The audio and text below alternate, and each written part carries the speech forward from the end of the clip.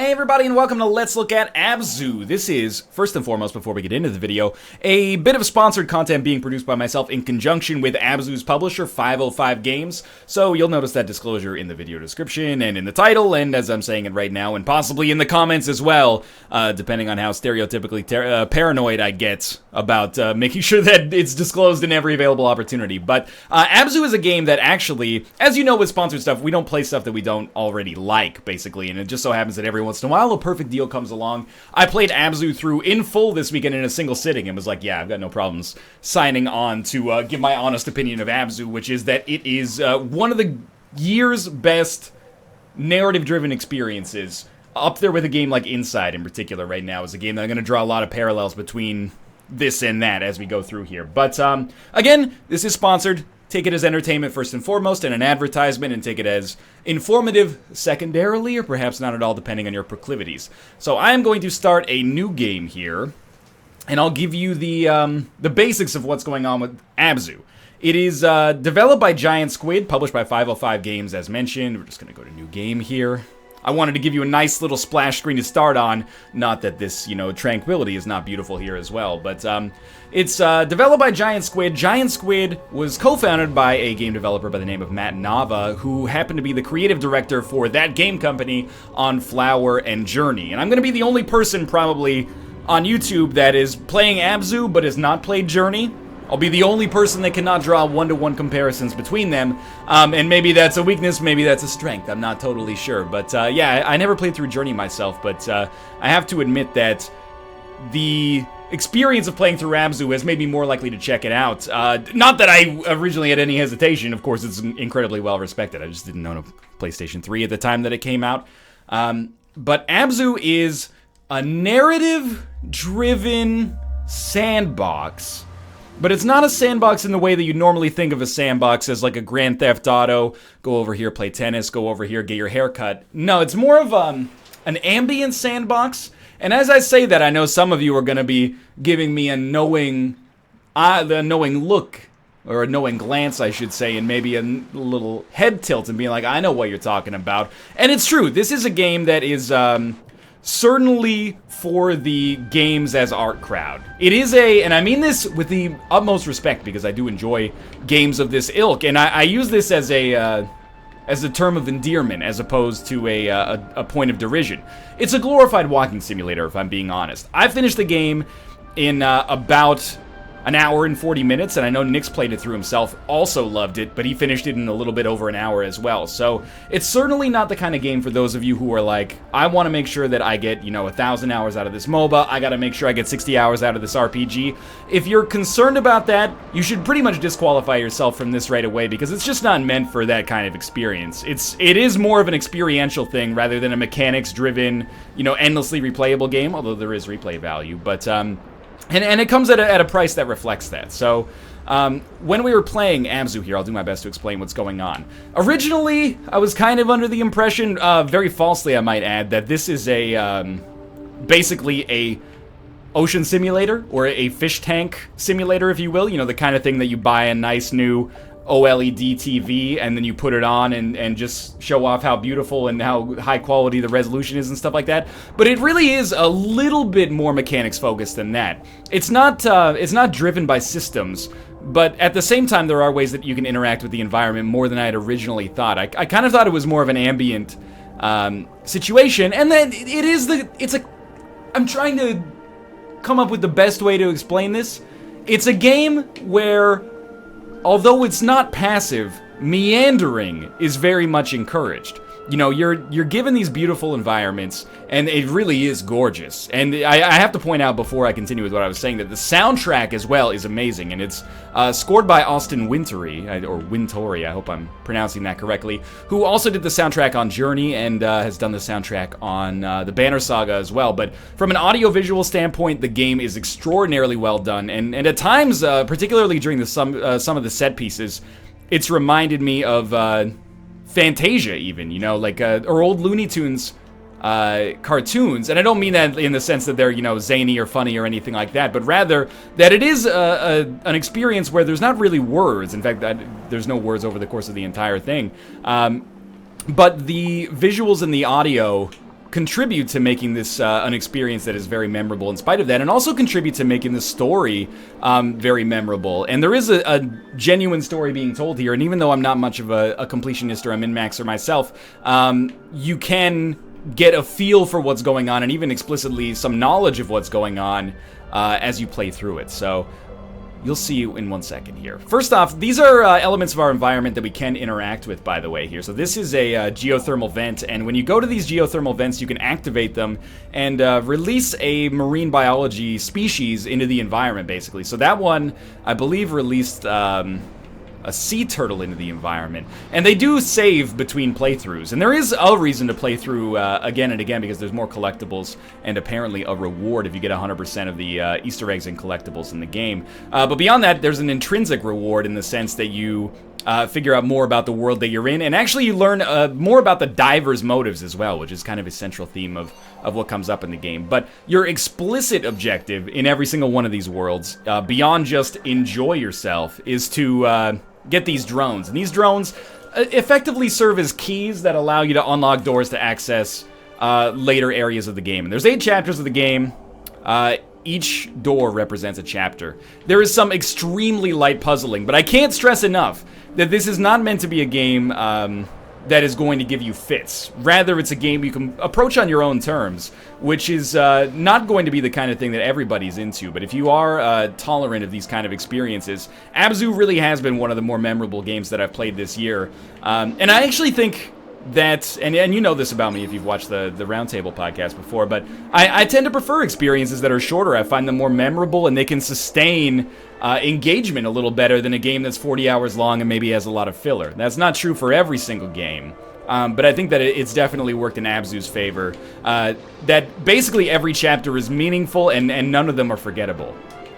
So we, again, the soundtrack, I'm hoping it's coming across here, but is absolutely gorgeous. One of the very few game soundtracks I would actually consider picking up standalone. Not that game soundtracks tend to be bad, but I tend not to be much of a fan outside of the context of them actually being in the game. This is an exception for certain. So we found our drones here, and one of the themes of Abzu, just before we move on, is this kind of mystery of what's going on. We have this futuristic, or seemingly futuristic technology here, but we're also in a very lush natural environment, and as we explore the environments, you know, we can discover sculptures and statues, and we can interact with these. We can also meditate by using the back button here, for example. And then we can look at all the species that are in the area. Black sea bass, female California sheephead. I don't recommend using that as a pet name for your significant other. I also definitely do not recommend using yellow tang as a pet name either. This black sea bass is being a real jerk about things. But anyway, so you can encounter these spots to give you a little bit more of an ability to get in tune with the environment as you play throughout as well. But these are the ways that you interact with the environment. I really can't stress enough, this is not about collecting, 100 hidden packages. It really is about enjoying the richness of the environment that you're in, and sort of letting that experience take you away. So we're gonna go through this next environment here, and we'll get introduced to, I believe, a character that will have some importance throughout the rest of the gameplay here. But we're not going to play through more than 2, maybe 2.5 chapters of Abzu, because I really don't want to spoil, 30% of the game, effectively. So we do get introduced to the shark here as we enter the second area. But there is one set piece early on that I want to show off, because it really sold me on the idea that, this game knows what it's doing. But let's take a little time to explore, because I didn't really do a good job of that in my original playthrough. I hesitate to even go inside baseball on this one, to talk about the mechanics of this more than I already have. But I do think, I find myself defending the game from the perspective of, it's not really the kind of game that you can articulate as being in a $1 per hour range. But I really do mean that. This is an experience that I think will stick with me longer than a lot of $10 indie games that are 20 hours long, if that makes sense. You really, if you're going to be interested in this game, and this is not me saying that everybody will, but if you're going to be interested in this game, you have to look at it from a Firewatch perspective. If you're the kind of person that is okay with paying $20 for an experience that you may only have once over the course of an early afternoon, you have to be okay with that. And you do get some beautiful moments like that as well. But again, there is replayability. But it's a game that defies characterization by traditional measures, I guess is what I'm trying to say. You know, it doesn't handle well being broken down into 5 different categories that are each given a discrete score, if that makes sense. So this also represents an interactive element in Abzu here, which is apparently, I watched another interview with Matt Nava, and apparently Abzu is a ancient Sumerian word that means an ocean of wisdom. And I think that's, especially as you get a little further into Abzu, that's definitely a characterization or a title that makes sense. I thought I saw in the darkness here another light that maybe we could encounter. Maybe I'm incorrect, though. Of course, I'm aware of the one down at the bottom here. These are pivotal moments from a story standpoint here. Just let me get down. And I will go through this portal, and we will raise as many questions as we answer. That's for darn sure. So these basically are signposts or milestones that represent progress in the game. And again, raise some more questions about the environment that we're in here. And unfortunately, you are just going to have to kind of take my word for it that we live in a world that is rich from a story standpoint, but it does have a little bit of your mileage may vary associated with it as well. But we'll have some of those questions raised momentarily here. By the way, there is some moment-to-moment actual gameplay that you might not be noticing. There is a little bit of a rhythm game thing going on with the fluidity of movement here. As soon as we start kicking, we are able to do kind of a butterfly stroke here, or I guess that's a breaststroke, that gives us a speed boost. So there is some like actual, and I know it sounds trite maybe, but there is some actual movement gameplay that comes about. Rarely are you doing nothing in Abzu, but even when you're doing nothing, at least you're focusing on getting this fluidity to work for you as well, and get to the place that you want to go as soon as possible. So these are, again, milestones throughout the game. When you get to these, you reinvigorate an area with life, and you move on to the next set piece. Almost has like a Legend of Zelda sort of look to it now. And I think that, you know, the Legend of Zelda seems to be an influence from an environmental standpoint. I also see some Assassin's Creed, weirdly enough. And I know that Assassin's Creed is a bad word to drop in comparisons now because the franchise is, you know, it's gone through some rough times. But I think it's just because they both deal with some kind of ancient architecture that I'm certainly unqualified to talk about, but we'll experience as we move through here. I really can't stress enough how gorgeous the game is. I wonder if we can ride on that manta ray here. Give me a second. We absolutely can. Like, it really does a good job, and it doesn't just play with color. Like, you might be looking at it right now and thinking that, yeah, you know, sure, it's colorful, but, you know, that's not everything. That don't impress me much, you know? But it does stuff with scale as well, and we're seeing a little bit of that here. You know, I feel quite small being driven by this manta ray, but it definitely plays with scale a little later as well, and light and shadow as well. But in particular, I've been impressed with the richness of the environments. You know, a lot of games get a thumbs up from me just on having color and not being, you know, gray corridor shooters, but this not only has color, but look at just the amount of stuff going on in the background is what I'm trying to say. It really is a gorgeous game. And I'll just ignore the fact that these are my least favorite kind of jellyfish, an animal that freaks me out to begin with. So this is, again, a game where the story is told through inferences, not necessarily through explicit exposition. And by not necessarily, I mean not at all through exposition. So we have to look at the hieroglyphics, or you could choose to ignore them, I suppose. But if we want to get the most out of the story, we have to look at this and kind of try to derive what's happening throughout the game. So you've got a group of people. They're carrying, you know, pots and what appears to be coral. I don't know anything about hieroglyphics, by the way, so I don't know if, you know, the whale being below the fish being above what appears to be the sun, or, you know, the wheat being above these seashells. I really don't know what this could mean, but I'll leave that open to interpretation for people smarter than myself, perhaps. But we'll move through here, and the next set piece was the one that really sold me on the game, and told me, like, hey, you don't necessarily need to be looking throughout this world for stuff to do. The game has you in capable hands, if that makes sense.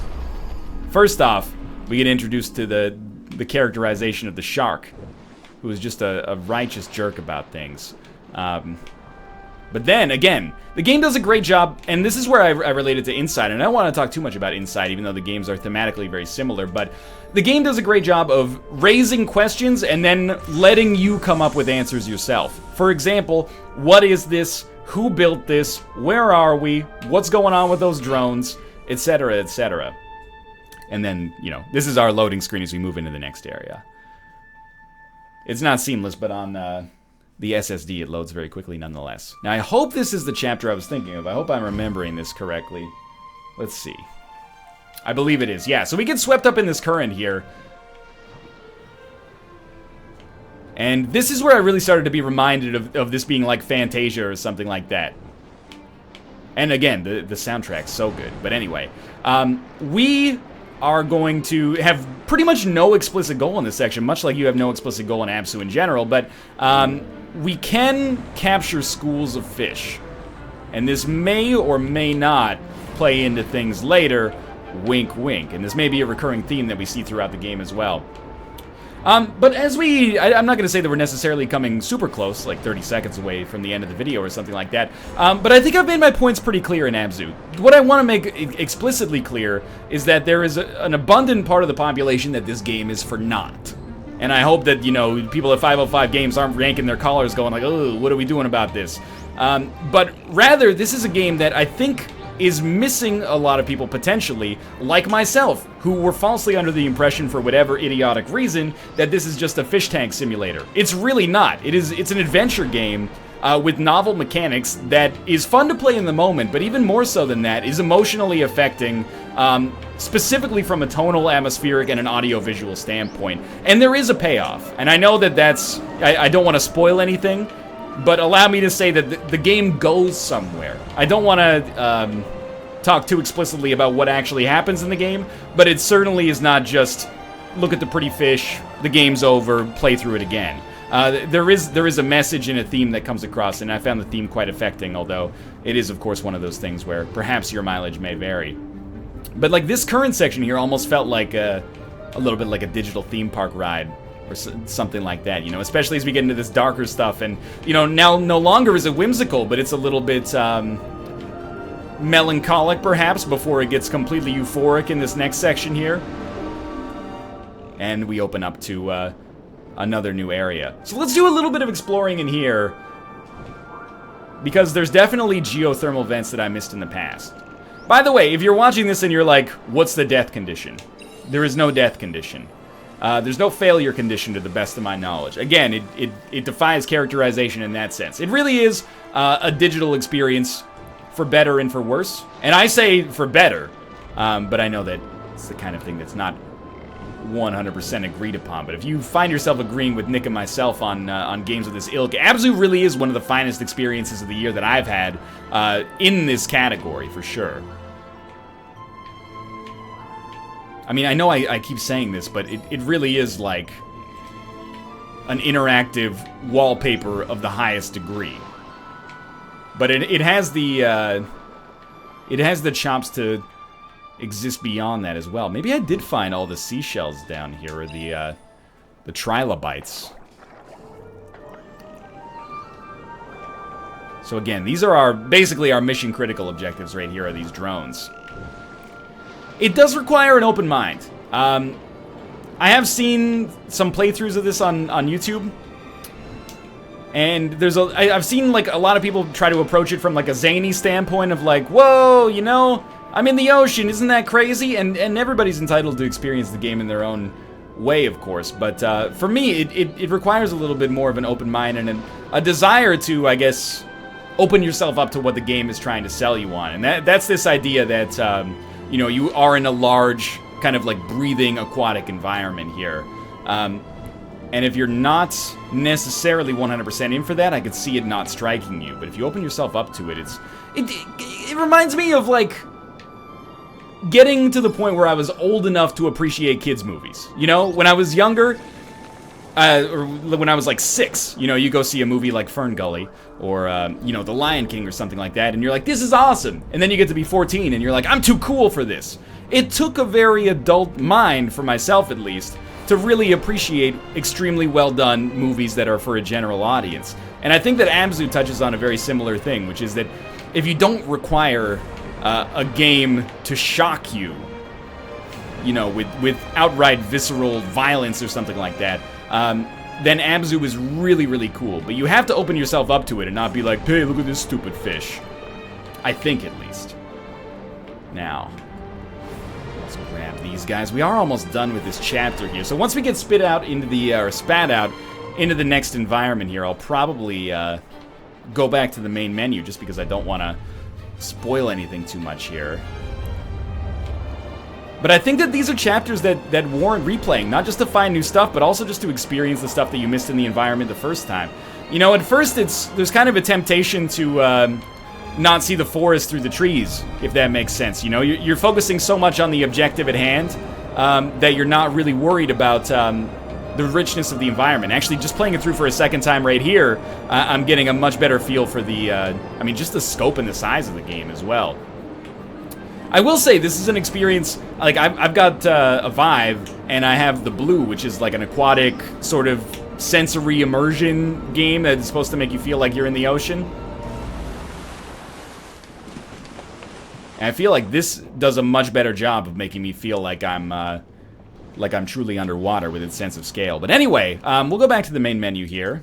You could just meditate as well. And that's going to do it for Abzu. I don't want to show off too much here. I think I've talked a lot about the caveats of the game, which are not meant as negatives about the game itself, but rather just to ensure that this is the right target audience. If you're like me and were falsely under the impression for whatever stupid reason that Abzu was a glorified fish tank simulator to show off how awesome your new smart TV is, you are incorrect. Abzu is a narrative-driven adventure game with a cool diving mechanic, and a certain your mileage may vary sort of collectible and Easter egg aspect to it as well. I've had a great time with it so far. I really do think that this is up there with Inside and Firewatch for the best narrative-driven experiences I've played through this year, and the word of mouth is extremely positive on this game as well. It's not just me.